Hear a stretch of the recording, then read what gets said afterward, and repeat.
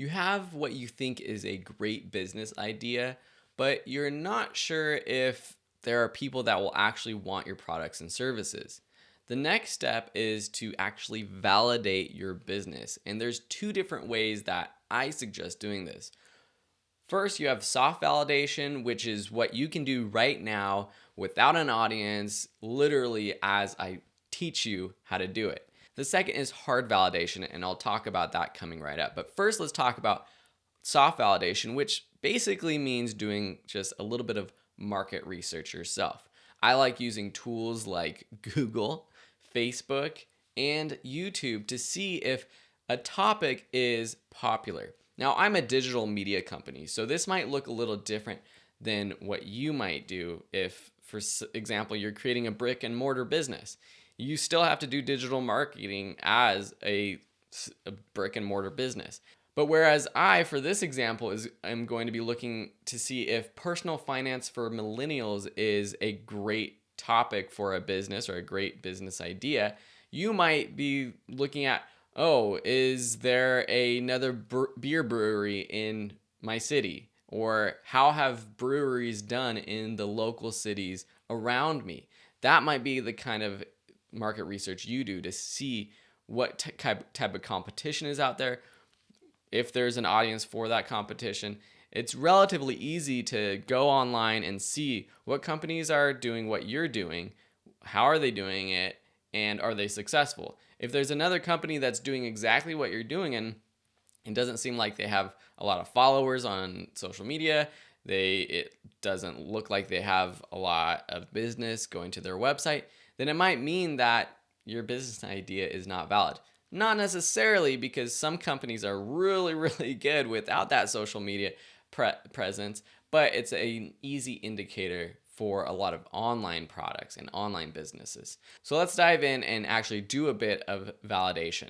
For this example, as I mentioned, I'm thinking about a business geared towards millennials about personal finance. I know personal finance is a huge topic, but I feel like there's a niche or an area that's not being served as much as it could be, and that's finance for millennials.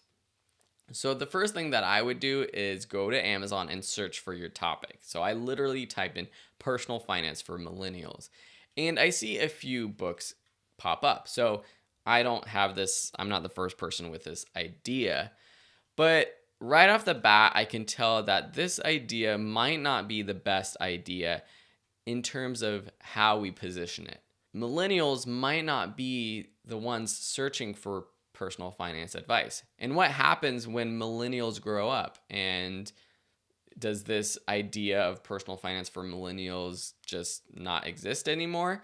Maybe a better idea is personal finance for young adults or personal finance for kids even. Because on Amazon, if I just type in, let's just type in personal finance, for example. When you type in personal finance, you see a lot more books with a lot more reviews. Now, the total number of books is an indicator, but better yet, it's the number of reviews that kind of indicate whether a topic is popular or not. Let's do one more search for personal finance for, and sometimes I like to see what the auto search results pop up. So you see personal finance for dummies, personal finance for teens, personal finance for kids. So let's do for teens. There's a decent amount of books, some with more reviews than the millennial idea. So this automatically tells me that personal finance for teens might be a better idea. Young adults. Let's just see.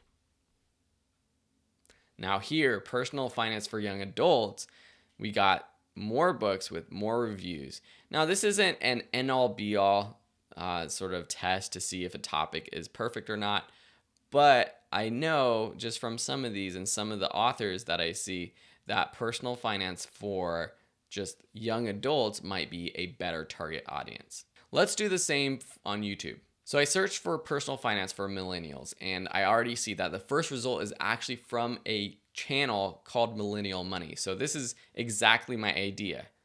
And let me just go to their channel just to see what they're actually doing.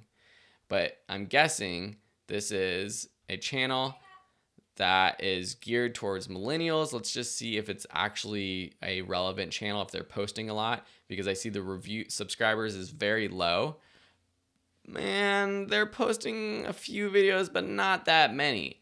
Now, this is a good sign. Did it just not work? Was there not an audience for it? Or did she just not push far enough or hard enough to make it work? Who knows? Let's go back and let's search for just personal finance. Lots more views on these videos when you get to personal finance. What I'll also do is I'll just search for channels instead of videos to see what types of channels there are. What I've actually personally heard is that personal finance is an area on YouTube that is underserved. That's something I've heard through some other research. So that's partly why I think YouTube does need some more personal finance channels. But I don't think, again, that personal finance for millennials is a great idea. Lastly, let's go over to Facebook. Search for personal finance for millennials, no groups. And I'm searching for groups because that will tell me, are people interested in this topic? Let's just search for personal finance like we always do. Groups, lots of groups with lots of members. Investing groups, personal budgeting groups, lots of different groups here about personal finance. So what this soft validation tells me is that personal finance might be a good idea for a company, but not necessarily geared at quote unquote millennials, because that leaves out a lot of people who might be interested in my business or services. So let's move on to hard validation, which is a little bit different. This will give you an even better idea if your business is valid. With hard validation, I'm talking about cold calling people, sending out surveys, sending out emails to people, and literally asking them either, one, is this a good idea? Or asking them what they want from you. If you are able to build up a reputation on Facebook or on social media, if you have any sort of email list, you can ask the audience or your audience what they're looking for. You can also post surveys online.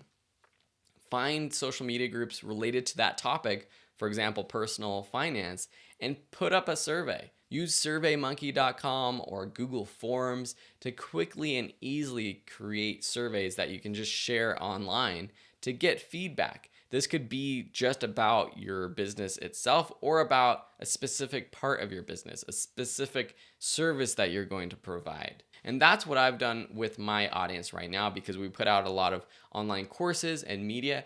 And so we'll ask our audience, what courses do you want? What videos do you want? What types of social media posts do you want? What types of podcasts, blog articles do you want?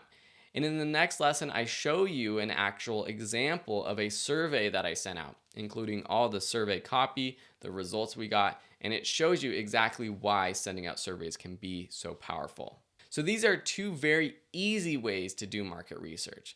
You could take an entire class about actually doing market research, and that would take many hours. But if you want to just get started and jump right in, these are a few ways that you can get started today.